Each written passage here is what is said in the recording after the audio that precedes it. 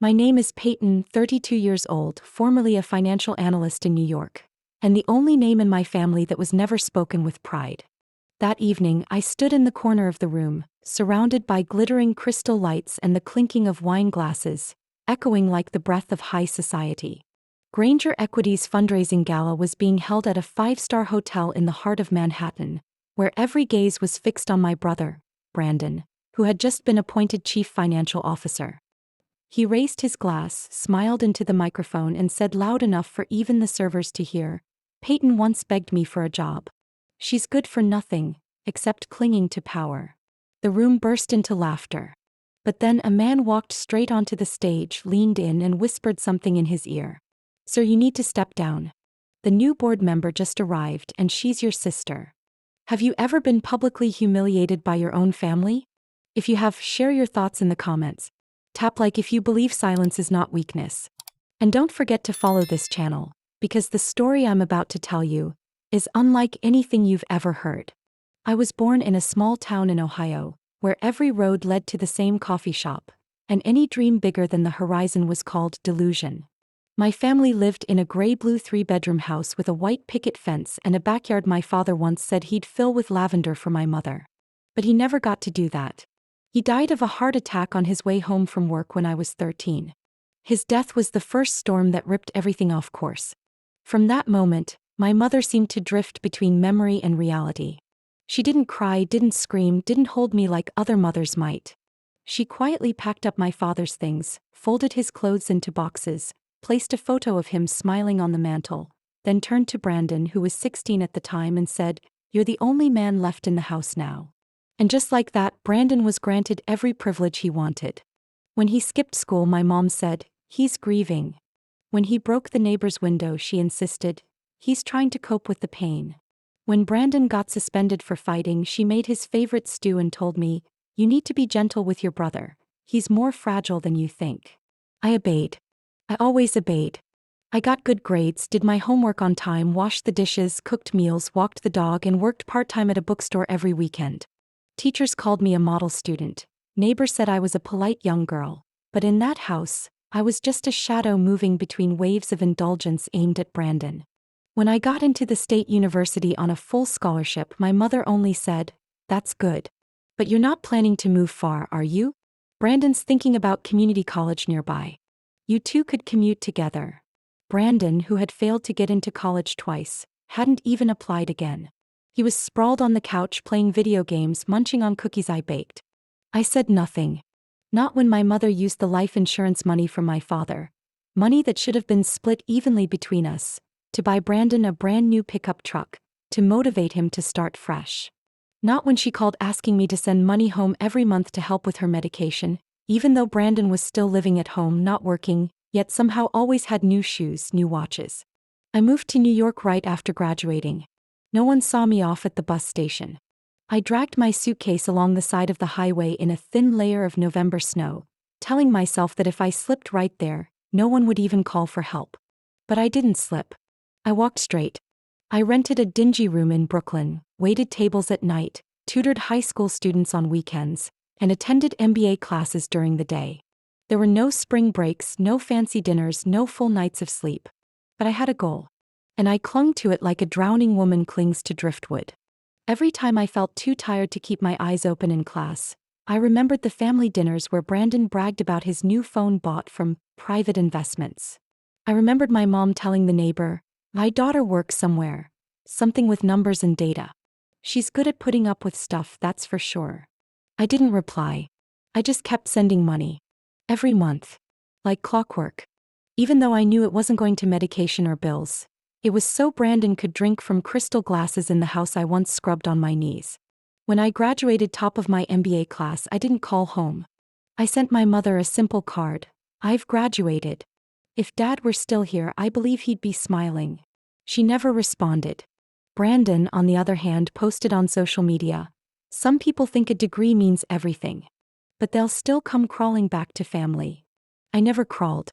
I landed my first job at Tremont Analytics after a tough interview with the CEO, Mr. Callahan, who looked at me and asked, "What makes you think you can handle financial crises at a multi-billion-dollar scale?" I smiled and answered, because I grew up in a household where every month was a financial crisis, and I'm still standing. He laughed and signed my offer letter. Over the next 3 years, I helped Tremont survive its worst downturn in history. I was promoted, my salary increased, and my team was entrusted with the most sensitive projects. But I still never spoke to my family. Not because I forgot them, but because I knew they never remembered me as someone worth believing in. Until I was fired, on a random Tuesday morning. No reason. No warning. I hadn't even cleared out my desk when a message from my mother came through. Brandon is about to be appointed CFO of Granger. You should come congratulate him. After all, he's doing something you never did. I stared at that message, sitting in my car with a box of personal belongings on my lap. Outside was the city I had bled and fought to build a life in, and in my hands was everything I had left. A coffee mug. A potted plant. A framed photo of my mother holding my hand on graduation day. I laughed. Not because it was funny, but because I finally understood. They never believed I could do anything at all. And Brandon never had to be good to be lifted up. He just had to be a son. I still have that invitation. Heavy cardstock, gold trim, my name handwritten neatly. Peyton Hayes is cordially invited to attend the Granger fundraising gala, honoring our new CFO, Brandon Hayes. I looked at it the way you look at a misprinted receipt, angry but unable to stop the smirk. I had stayed silent for far too long. But I would show up. And I wouldn't be standing in the corner anymore. I started working at Tremont Analytics in early spring, when the winter branches were still bare. The office was on the 23rd floor of a glass tower in the financial district, smaller than the major firms around it but always brimming with energy. I was one of 3 financial data analysts hired into the company's strategic acceleration program. From the first day, I knew I wouldn't give anyone a reason to question why I was there. I arrived earlier than everyone else, stayed later than the janitors. The models I built in Excel quickly helped the sales team predict customer trends with uncanny accuracy. But the turning point came during a regional credit crisis in my second year. While most teams tried to reduce risk using traditional tools, I built an algorithm that reevaluated our entire client risk portfolio in real time, factoring in non-quantifiable elements like social trends and local disruptions. Within 1 week, that algorithm saved Tremont from an $18 million failed deal. I barely slept for 3 nights straight. When I presented the model to the executive board, my hands were shaking from too much coffee and not enough rest. But when I finished, Mr. Callahan, the CEO, paused, turned to the CFO and said, "The sharpest brain in the room just saved your budget." That was the first time I felt like I didn't have to ask for permission just to be recognized. After that meeting, I was promoted to lead analyst. The new office wasn't much bigger, but the glass window overlooked part of the Hudson River, and the chair actually had back support, not one of those cheap plastic swivel seats I'd started with. I didn't have time to celebrate. The workload kept coming. More clients, more pressure, but I was happy. Every day I walked into that building, I felt like I was building something that truly mattered. I didn't tell anyone in my family what I had accomplished. My mother never asked. Brandon occasionally texted asking to borrow a few $100s for a project. I sent him exactly that, never asked what for. Then on a Tuesday morning at 9:12 a.m., a message popped up in the internal inbox from HR. Hayes, please come to the 21st floor conference room immediately. I didn't suspect anything. I brought my laptop, a few printouts of the previous month's performance reports, and the risk chart I'd just finished for a major client. I figured they wanted me to present to senior management. I even adjusted the slim tie on my blouse before stepping into the elevator. The room was colder than usual. Karen from HR sat at the head of the table, arms folded, her eyes avoiding mine. Next to her was a man I didn't recognize, probably legal or senior HR from another branch. They didn't offer me a seat. Karen spoke first, her tone calm like she was reading off an office supply order. "Peyton, I'm sorry to inform you that your employment contract will end today due to strategic personnel restructuring." I stood still, confused. I tried to keep my voice steady. "You mean a reorganization?" I haven't received any prior warning." "This is not a personal decision," she said quickly, repeating the line like it had been scripted. "We're offering 3 months of severance and asking you to collect your belongings within 30 minutes. I wanted to ask why. I wanted a clear explanation. But the man next to her gently stood and said just one thing: "I'll walk with you to your office to ensure everything goes smoothly." As I walked past, colleagues I had worked side by side with turned their faces away. No one looked me in the eye like I'd done something wrong. Sarah, the one who once cried in the bathroom after being yelled at by a director, sat upright now, eyes glued to her screen. Jake from IT pretended to type, but I saw his gaze trailing me in the reflection of the glass wall. I quietly removed the photo of me and my dad from my desk and placed it in the box. Then I picked up the potted plant I'd kept since my first day. The last thing I packed was the ceramic mug that said, "World's OK Analyst," a gift from my former assistant. Karen stood by the door, still silent. As I walked past her, she simply nodded. "Good luck." I stepped outside. The mid-morning sunlight on Broadway poured onto my face, but it couldn't warm the tightness in my chest. I didn't cry. I didn't scream. I just felt a hollow space inside me, where the belief used to be that if I worked hard enough, everything would be fair. I sat in my car for almost 2 hours after that, doing nothing but staring at the steering wheel. My phone buzzed. A message from my mother: "Heard Brandon's being considered for CFO at Grainger. You could learn something from your brother." I gave a faint laugh, not because it was funny, but because she was right. I had learned a lot from Brandon. And one of the most valuable lessons was this: if others can write you out of the play with a scripted lie, you can learn to rewrite the story and take back your place in the spotlight. I still have that message on my phone, even though I've thought about deleting it many times. You should follow Brandon's example. At least he knows how to keep his reputation. One short sentence. No question mark. Not a single, "Are you okay?" My mother wrote it like she was commenting on the weather. And maybe to her, my disappointment was just like an April drizzle. Gets you a little wet, then dries off. Not worth a second thought. I put the phone down on the table and stood to open the window, letting the morning cold rush into my apartment. My breath fogged the glass faintly. Outside, people were hurrying along as usual. New York doesn't stop to grieve anyone. I don't expect it to anymore. Brandon. That name looped in my head like a song stuck on repeat. I opened my laptop and typed Grainger Equity Group into the search bar.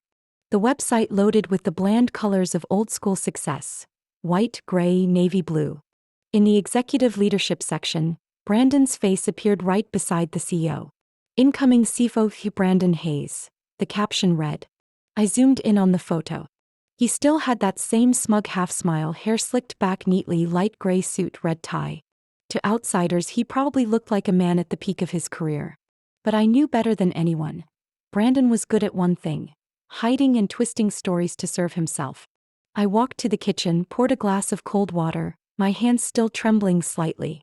When I returned to the screen, I saw a newly posted article on an industry site: Grainger's bold CFO appointment signals strategic shift.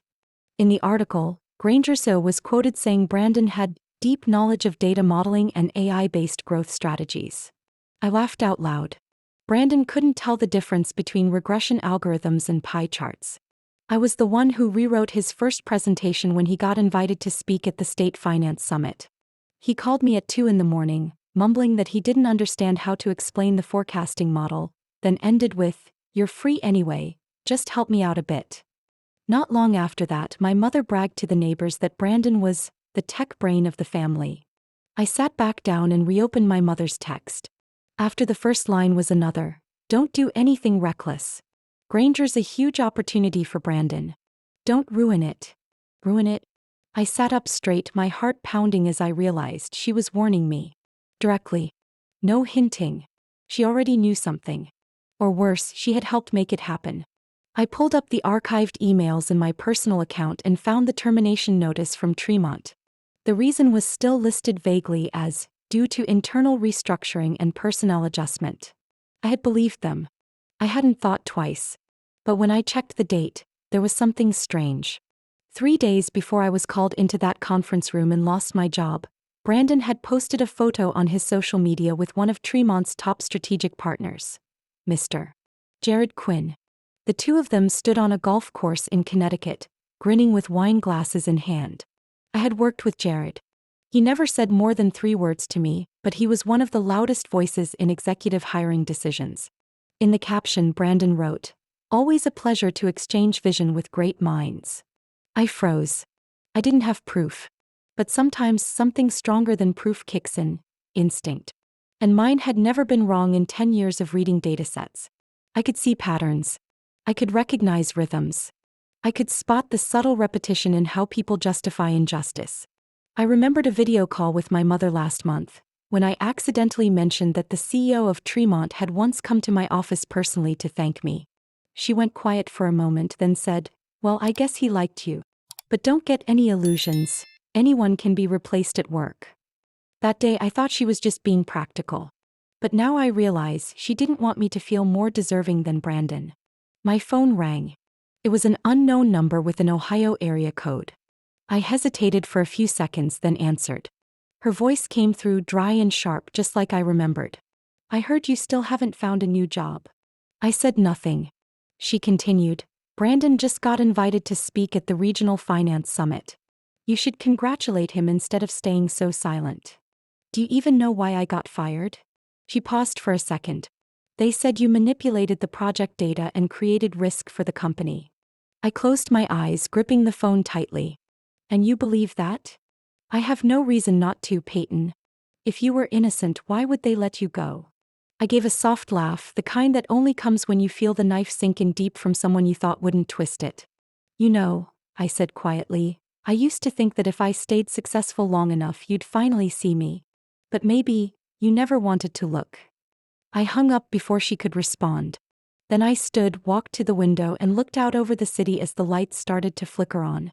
In the middle of those cold glass buildings, one thing became clear. It was time I reclaimed my own dignity, because no one in this family was going to hold it for me.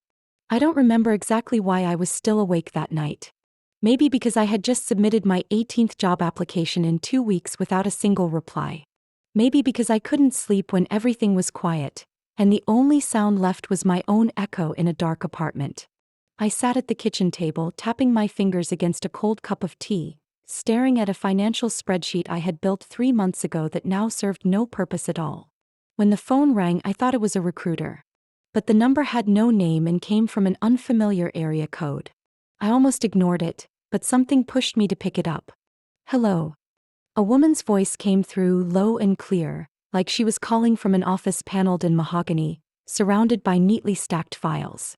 "Hello, Miss Peyton Hayes. This is Erica Monroe, legal representative for North Point Capital Partners." I frowned. I had heard that name before, somewhere in a strategy meeting back at Tremont. "Sorry, I don't quite understand why I'm getting this call close to midnight. We apologize for the inconvenience. But believe me, the reason I'm calling, you'll want to hear it." I stood up, pulling my chair slightly back as if needing space from my own life. "Hey, I'm listening." Erica took a soft breath. "North Point has just finalized the acquisition of 51% of Granger Equity Group." I held my breath. "Within that," she continued, "there's a 9.5% stake originally registered under your grandfather, Mr. Walter Hayes. This stake was held through a private trust with special inheritance terms." I still didn't understand. "What does this have to do with me?" "Your grandfather left that inheritance to his legal heir, specified as the daughter of his eldest son. And according to the updated will from 2006, that person is you." I dropped into the chair, my fingers curling around the cold cup of tea. I had never met my grandfather. He died when I was too young to remember. No one in my family talked much about him. I always assumed it was because he'd been too strict or too old-fashioned for anyone to love. But now, he had left me nearly 10% of one of the region's largest financial firms? I don't understand. Why have I never heard of this will? That's the complicated part. After Mr. Walter Hayes passed, the will was handled by a legal office authorized by your mother. Records indicate there were delays and intentional suppression of a supplementary inheritance clause. It wasn't until North Point conducted a full review of shareholder structures for acquisition clarity that your portion was fully verified. I didn't even realize I had exhaled. Everything was too much to process at once. Me, the one fired in silence, humiliated by my brother, dismissed by my own mother, was now part of the board at Granger? Erica paused briefly before saying each word carefully.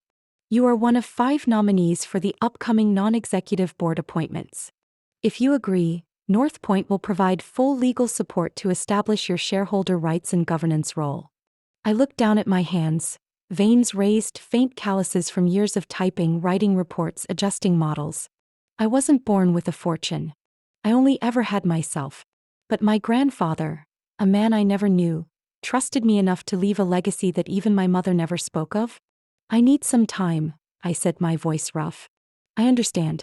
But time is limited. Erica hesitated, then lowered her voice. I can't share everything over the phone. But please trust me, your decision will affect more than just finances. It will affect who runs Granger, who is held accountable for what's been happening inside that company. Brandon. I can't confirm anything. But there are questionable expenses. Internal reports suggest family interests may be concealed under third-party names. We need someone on the board who truly understands finance and has a personal reason not to look the other way. I closed my eyes. A wave rose inside me, not anger, not triumph, but something unfamiliar, like I was rediscovering a part of myself someone had tried to erase for years. I accept, I whispered. Thank you, Peyton, Erica said. We'll send all details to your personal email within the hour. And if you don't mind, you might want to pick an evening gown for the upcoming fundraiser. This time you'll be officially invited, not as a silent guest. I didn't smile. But inside me a door had opened.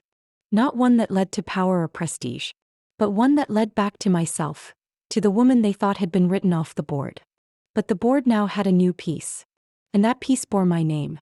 I officially stepped into the headquarters of Granger Equity Group on a Monday morning, under the title Senior Shareholder with Internal Advisory Privileges. Erica had arranged everything. Conference room, documents, even a temporary access badge with a silver stripe.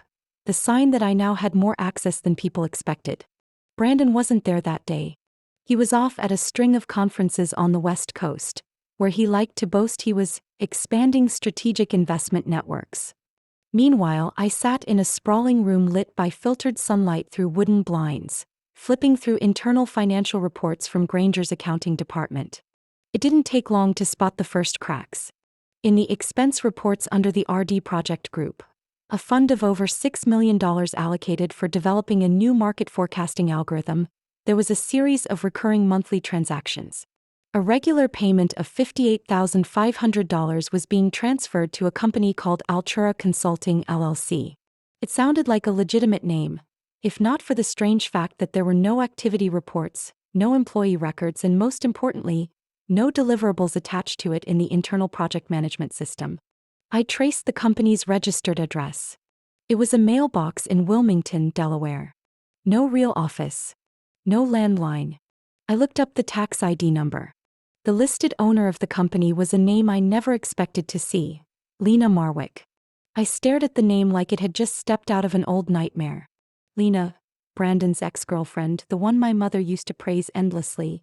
If you had even half of Lena's gentleness, life would have been so much easier. I vaguely remembered Lena from those family dinners, soft-spoken, teary-eyed. But I also remembered the times Brandon lost his temper, raised his voice through his phone across the room, then brought home flowers the next day like nothing had happened. My mother always said, "It's just relationship stuff, don't get involved." I saved every document I found. Erica scheduled a private meeting for the weekend, but I couldn't wait. I sent her a scanned file through a secure email attaching a single question. Is she connected to Brandon? 3 hours later, Erica called back. Her voice was no longer calm. Lena co-owns 3 companies with nearly identical names. All 3 receive cash flow from sources linked to Granger. I leaned back in my chair and stared at the ceiling. The room was still quiet, but something inside me was collapsing silently. I spent the next 2 days tracking the money. Seemingly minor transfers were being routed through multiple account layers, from the market development project to customer modeling analysis, eventually landing in unsupervised companies. Each transaction stayed just under the threshold that would require mandatory audit reporting. An old trick but effective. The most telling part? Every one of those payments had been approved by the same person, Brandon Hayes, Chief Financial Officer. I arrived early Wednesday morning and requested IT to provide system login logs. I told them it was to verify the integrity of project group data. They complied without question. In the access summary, I found that Brandon frequently logged in outside business hours, using admin privileges to access and modify report notes tied to those expenditures. There were nights when he logged in at 2 a.m. I documented everything. The timeline, the files, the breakdowns, even the list of personnel who had signed off on the original estimates. Among them were 3 former employees now working elsewhere. I managed to reach one, Daniel Frost, who had been the lead project accountant during the first half of the year. Daniel agreed to meet me at a quiet coffee shop near Grand Central Station. He glanced around like he was afraid of being followed, then spoke in a low voice. When I was still at Granger, I knew something was wrong. But after I submitted a suspicious activity report, I was let go within a week for not being a cultural fit. I asked, "Did you keep that report?" He pulled a small USB drive from his bag. I did. Just in case someone actually wanted to listen. I took the drive with both hands, feeling like I was holding a piece of the truth no one had dared touch. On the way home, I checked my email. There was a new message from Brandon. "Heard you were in the office. Hope you're not causing trouble. Just remember, nothing at Granger is as simple as you think. Watch your image." I didn't reply. I just opened my laptop, plugged in the USB, and started reading line by line. Every number Brandon thought he'd buried. What he didn't know was that numbers, when read the right way, never stay silent. They always tell the truth. And I was the only one still listening. I received an email from Lucas Tran on Friday morning while I was sitting in my temporary office on the 16th floor, buried in a mess of financial documents. The subject line read simply, "I need to talk, something about Brandon Hayes." I froze, staring at the screen. Lucas was a name I had seen before on Granger's payroll records. A former budget accountant for the strategic research team who left the company about 6 months ago. His exit paperwork said, "Not aligned with organizational direction." A familiar phrase, clean and forgettable, something I had once dismissed. But not now. I responded within 3 minutes, suggesting we meet later that day at a coffee shop near 47th Street. He confirmed, adding only one line, "I can't stay silent any longer." Lucas arrived 10 minutes late, looking guarded, dressed in a faded gray coat, glancing around constantly. He seemed younger than I expected, eyes heavy with the kind of weariness people carry when they've kept secrets for too long. "Thank you for coming," I said as he sat down. He gave a small nod, studied me for a moment, then finally spoke. "I used to think no one would believe me. But when I saw your name on the board of directors, I figured I had to take the risk." I let him take his time. Lucas reached into his coat pocket and pulled out a small voice recorder, placing it gently on the table. "I recorded this 3 days before I was forced to resign. They told me if I didn't submit a revised budget report, they'd release damaging documents and destroy my reputation." I nodded. "Who's they?" Lucas looked me straight in the eye. "Brandon. And someone from the internal legal team named Miller. He always showed up just in time to make legal threats. Everyone knew he was covering for Brandon." I reached for the device and pressed play. The audio quality wasn't perfect, but the voices were clear enough. "Lucas, just adjust the notes to fit the direction. Don't complicate things. You need the job, right? Everyone here cooperates. If you don't want your name showing up in the next financial audit, then do it." I clenched my fist. Brandon's voice wasn't loud or angry, but it was sharp, like a blade hidden in a smile. "I've kept it since the day I got fired," Lucas said quietly. "I almost deleted it. But something stopped me. Maybe because I didn't want to be part of that filth." I looked at him for a long time. "Do you want to come back to work?" Lucas leaned back slightly. "You mean?" "I have the authority to hire an independent consultant for the internal review team. I need someone who understands exactly how Brandon manipulated those budgets. But more importantly, I need someone who's not afraid to face the truth." Lucas smiled, faint but genuine. "Then I won't come back to work. I'll come back to help end what I was once forced to start." I handed him a confidential document folder and a consulting agreement prepared by Erica, special legal protection for whistleblowers. Over the next week, Lucas became my second set of eyes in everything I reviewed. He had a phenomenal memory. One glance at a report and he could point out where the numbers had been altered, which expenses had been misclassified, which contracts had no proper verification. "This is the consulting contract with Synergy Metrics," he said one evening as we were both still in the office and the clock neared 9 p.m. "I authorized this transfer, but I never received the final research report. When I asked about it, legal told me it was not necessary." I flipped through the contract. Synergy Metrics. The name sounded familiar.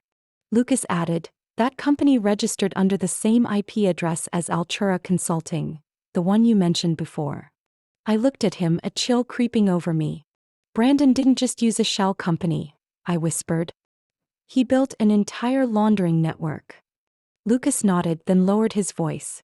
"And he didn't do it alone." That made me pause. I remembered the icy stare of the chief legal officer at the last board meeting. The way he avoided eye contact. The way he always interfered with proposals for independent audits. Lucas didn't need to say more. I understood. The system ran deeper than I'd imagined. And Brandon, with all his incompetence and greed, couldn't have built it on his own. We continued working in silence, but it wasn't heavy. There was something between me and Lucas. Not absolute trust, but the quiet understanding shared by people who had once been punished for doing the right thing. "Peyton," Lucas said before leaving, "I don't know where this will lead us. But if someone like you is on the board, then at least I believe this won't be a one-sided game anymore." I watched him walk out of the room, then turned back to my desk, opened my laptop, and resumed compiling every transaction, piece of evidence, and testimony. Not to destroy someone, but to restore what never should have been stolen in the first place. Transparency and justice. That afternoon, I walked into the offices of Monroe Associates, where Erica was waiting with a sealed leather case. Inside was everything Lucas and I had gathered over the past 2 weeks. Evidence of illegal payments, audio recordings of employee threats, and a network of shell companies linked to Brandon and certain high-level figures inside Granger. Erica carefully flipped through each document, made notes on the key timestamps, and asked detailed questions about how the data was obtained. She wasn't in a rush. Every motion, every glance told me this wasn't just a single case. It was a piece of a rotting system that had been protected for far too long. "We need to send all of this to the independent audit board before going public," Erica said, her voice firm. "An internal investigation isn't enough. I'll send copies to the global auditing firm North Point regularly uses. They'll respond within 5 days." I nodded. "I need to make sure they can't deny a single word after that. And you want to go public, don't you?" I looked at her. The light from above reflected off Erica's glasses, making her eyes almost glow. "Not just public," I said. "I want them to say the truth themselves, in front of the very people they deceived." At that same time, Granger's events team was planning the quarterly fundraising gala, a major annual event where shareholders, potential investors, strategic partners, and media were all invited. It was a night to flaunt profits, pitch vision, and most of all, pull in new capital. Brandon, as CFO, was naturally chosen to be the keynote speaker. He even sent an internal email announcing he would be sharing our Southeast Asia expansion strategy, which I knew was just a cover for a series of travel expenses disguised as international negotiations. I didn't interfere. I didn't suggest any changes. I simply proposed to the board, "Let's invite a few new committee members to help with planning, just to show openness." No one objected. No one knew I had set everything in place so Brandon would walk right onto that stage, completely unaware that he was stepping into a trap. I reached out to an old friend, Julia Kern, a former financial journalist at the New York Ledger. Julia wasn't just experienced at uncovering financial fraud. She had once been forced to drop an exposé under political pressure and had walked away from the newsroom rather than compromise. I knew if anyone had the courage to bring the truth to light at the right moment, it was her. Julia listened to my story in silence, longer than I expected. Finally, she said just one thing, "Peyton, I'll be there. And this time I won't walk away." I arranged for Julia to be invited as a special media guest from a leading publication. No one suspected anything. Everyone thought I was simply doing my duty as a board member, building media relations. But I knew that night would be far more than a press opportunity. I also contacted the video crew Julia had worked with. They would bring compact equipment to record Brandon's entire speech, including any questions from the audience. The footage would be backed up to a secure platform, one click away from being live-streamed in case anyone tried to cut the feed. 4 days before the event, Erica received a response from the independent audit firm. A 6-page summary, officially stamped, confirmed there was reasonable evidence of deliberate misappropriation of corporate funds through opaque corporate structures and non-compliant financial transactions. I read every line. It felt like a knot inside me was finally beginning to unravel. That afternoon, I stepped into the elevator at Grainger's headquarters. Some staff greeted me with polite nods while Brandon, just exiting a meeting room, walked right past me without making eye contact. He was too busy rehearsing what he believed would be the crowning speech of his career. I simply smiled. Each step I took down that hallway felt firmer than ever. Not because I was stronger, but because I knew the truth wasn't alone. It had names, it had proof, and it had a system ready to protect it. I wasn't seeking justice for myself anymore. I was preparing to place a massive mirror in the middle of that gala, so those who thought they'd hidden everything would be forced to face themselves. Under the lights, in front of the cameras, and before the very people who once believed in them. I arrived at the event venue at 7:15 minutes early. The hotel sat right on Fifth Avenue, its chandeliers in the main hall casting light through glass like falling stars across the marble floor. I walked in wearing a midnight blue gown that brushed the tops of my ankles, holding the leather portfolio Julia once said, "Looks like you're carrying a courtroom." Inside, glasses clinked, laughter mingled with soft jazz from the stage corner. Men in tuxedos and women in silk dresses exchanged polite handshakes and hollow greetings. I moved through a few cautious smiles, a few averted gazes. Some recognized me but didn't dare approach. That was fine. I wasn't there for small talk. Brandon stood near the champagne table, his face flushed, either from the alcohol or from the kind of smugness I'd never seen in such full bloom. He was speaking to a group, waving his arms like a man unveiling a global investment strategy. I stepped closer. He immediately stopped speaking, turned, and curled his lips into a smirk. "Oh, Peyton. You're here too?" I didn't expect someone who got kicked out of Tremont to still have the confidence to show up at an investor party.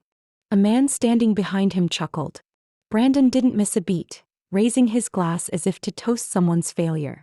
"Hope you're not here looking for a job," he said louder, making sure more people could hear. "This room's reserved for people with clean records." I looked at him and kept my faint smile. "You're right.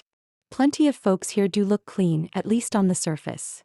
I was about to turn away when a hand gently landed on my shoulder. I turned. Callahan. He wore a deep navy suit, a gray tie, and no fancy pins or logos. Only the kind of presence you don't confuse with anyone else. The kind of man who built an entire company from chaos without ever chasing applause. "Apologies for being late," he said quietly, then handed me a thick file, neatly clipped inside a brown folder. I looked at him. He gave a single nod. "You know what to do." I stepped onto the stage just as the MC finished introducing Brandon's keynote. He was about to step up to the podium when he saw me.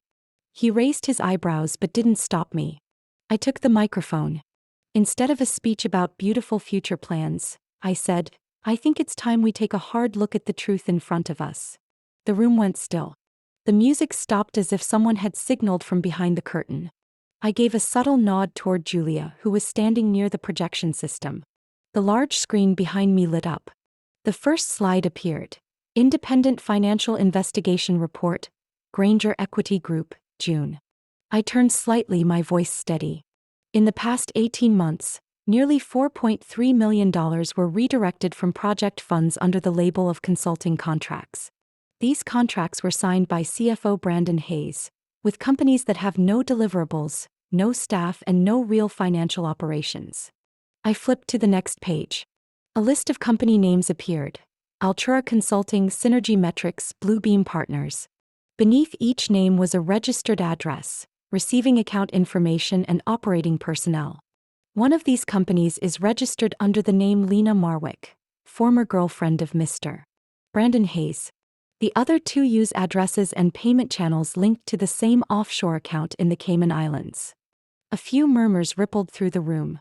I scanned the crowd. Some faces were already draining of color. Julia stood by the projector, expressionless, tracking every reaction. I pressed play. A recording played over the speakers. "Lucas, all you have to do is tweak the notes to line up. You need the job too, right?" Everyone here plays along.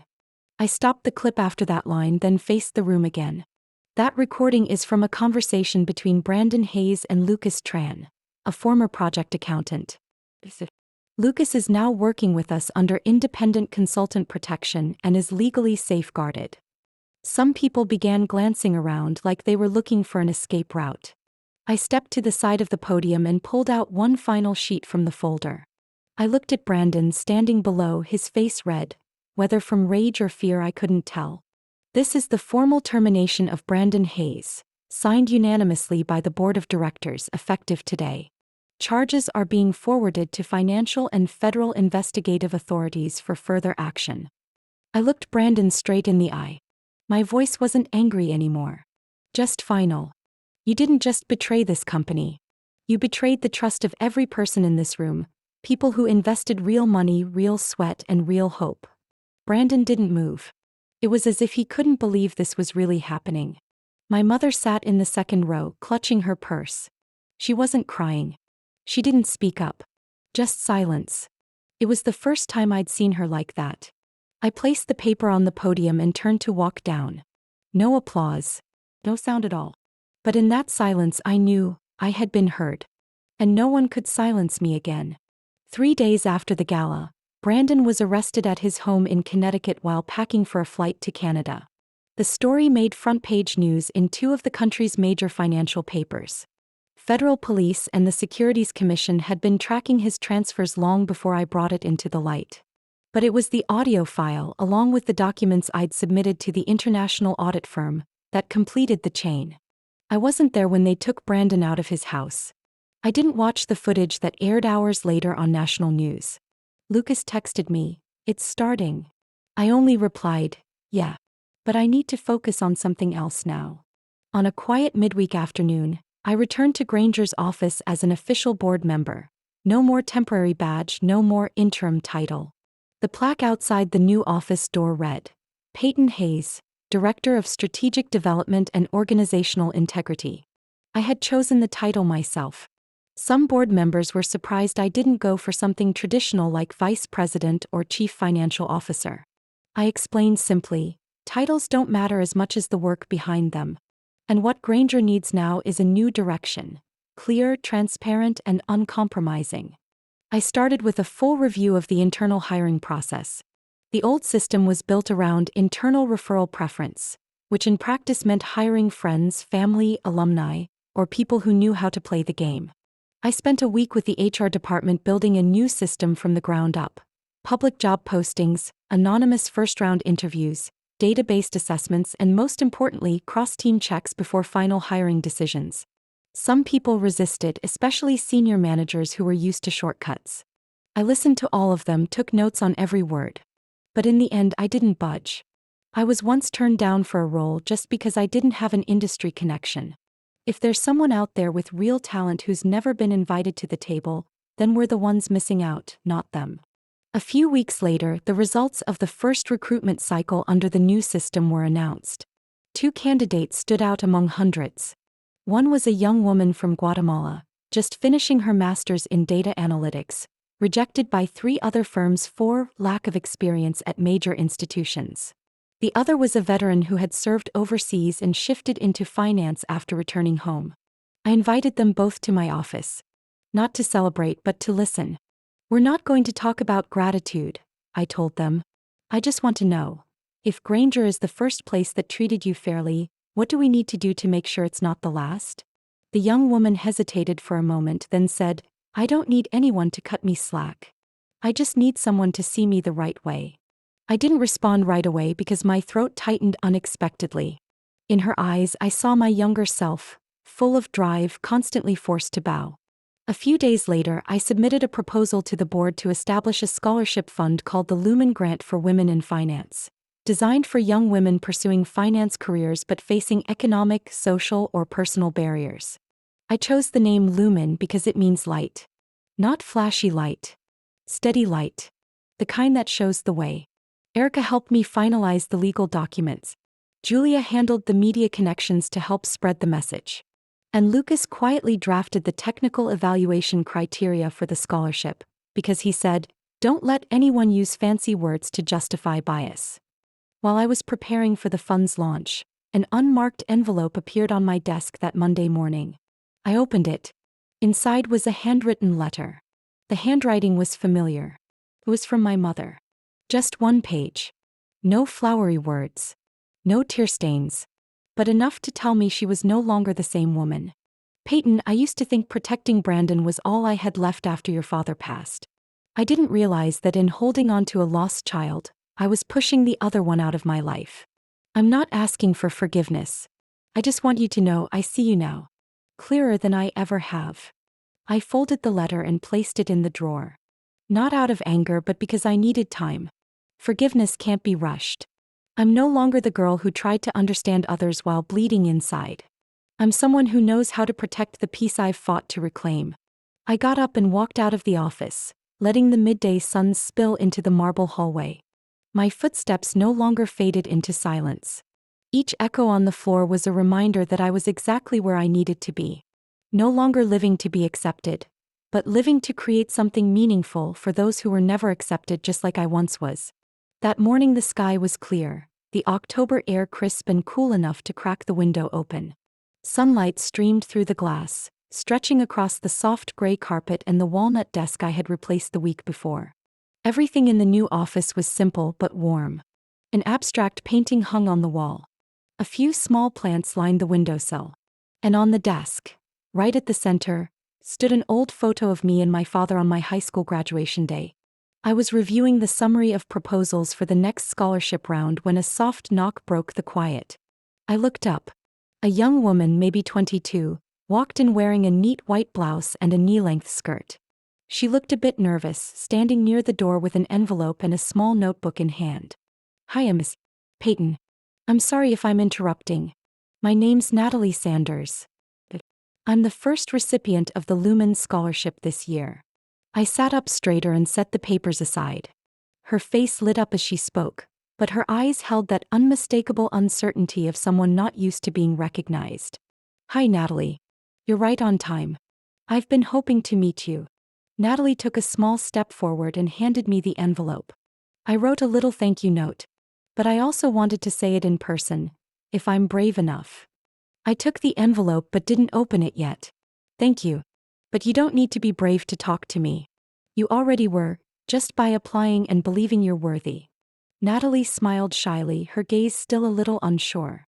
"Honestly, I almost didn't apply. My mom said finance wasn't for people like me. She told me I should become a teacher or maybe a government clerk. Something stable. Non-disruptive. But I read your interview, the one where you said, sometimes the bravest thing you can do is not follow the path someone else drew for you." I printed it out and pinned it to my wall. My chest tightened, not just from emotion but because in Natalie's eyes I saw something I had lost along the way, the belief that every step you take could clear a path for someone else. "Did you tell your mom?" I asked. "I did." She stayed quiet for a long time. Then she said, "Do what you want. But don't expect my support." I nodded. I wasn't expecting it anymore. I just want to live right by myself. I smiled, walked toward the window and motioned for her to join me. We stood side by side, looking out at the city, glass buildings catching morning light, quiet lines of yellow cabs, and streams of people below moving quickly but with purpose. I glanced at Natalie from the corner of my eye. She was small in frame, but her gaze had shifted. There was something in her stance that said if given the chance she wouldn't just walk toward her goals, she'd bring others with her. "You know," I said gently, "for a long time I believed I needed permission to move forward. From family. From colleagues. From society. Until I realized if you wait to be validated you may never begin." Natalie nodded, eyes still fixed on the window. "Peyton," she whispered, "I'm scared I'll mess up." I placed a hand on her shoulder. "We all mess up. What matters is whether you stand back up, and whether you refuse to let anyone shrink you down because of it." She turned to look at me, eyes rimmed red. "Then, if I ever become someone with a voice like you are now, what should I do to never forget how today feels?" I paused. Then walked back to the desk, picked up the photo of me and my dad and placed it in front of her. I once had only one person who believed I was enough. And that was all it took to keep going. When you're in a place where people have to listen, use that voice to remind yourself and others like you that no one has the right to make you feel small. Not even family. Natalie didn't speak right away. But something changed in her eyes, a quiet kind of fire. She gave a small nod and thanked me before walking out. The door clicked shut behind her, leaving the room calm again. I looked back at the cityscape, then toward my desk, where the photo of me and my father still stood like a promise. Beneath the frame, in pencil, I had written a single line when I first placed it there. I won't wait anymore. I will move forward. My story might have ended with a window opening to the city, but for each person listening, it might open something else entirely. If it were you and you received a letter of apology from a family member after all the hurt, would you forgive? Or stay silent like I did? Would you keep holding on just because of the word family? Or would you let go to protect your peace? I don't have a universal answer. But I believe everyone deserves a life where they don't need permission to be respected. Where love isn't something you have to bow for. If this story reminded you of a part of yourself, a past wound, a quiet surrender, or a moment you almost stood up, share it with me in the comments. I read every one of them because your stories are what make these moments no longer just mine. And if you want to keep walking alongside journeys like this, stories of family, dignity, and the strength it takes to stand alone, hit follow. There are more voices waiting to be heard. Stories of women like you, like me, like your mother, your daughter, women who have learned to stand without waiting for permission. I'll see you in the next story.